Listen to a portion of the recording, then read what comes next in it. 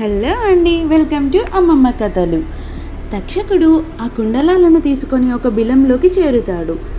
ఉదంకుడు ఆ బిలాన్ని ఒక కర్రతో తవ్వుతూ పాతాళ లోకంలోకి చేరుకుంటాడు. అప్పుడు ఒక గుర్రం మీద ఇంద్రుడు కనిపిస్తాడు. ఉదంకుడు ఇంద్రుడిని ఒక వరం కోరుతాడు, నాగలోకాన్ని తనకి ఆధీనం చేయమని. ఈలోపే తక్షకుడు ఆ కుండలాలను తెచ్చి ఇచ్చేస్తాడు. ఉదంకుడు వాటిని వెళ్ళి గురుపత్నికి ఇచ్చేస్తాడు.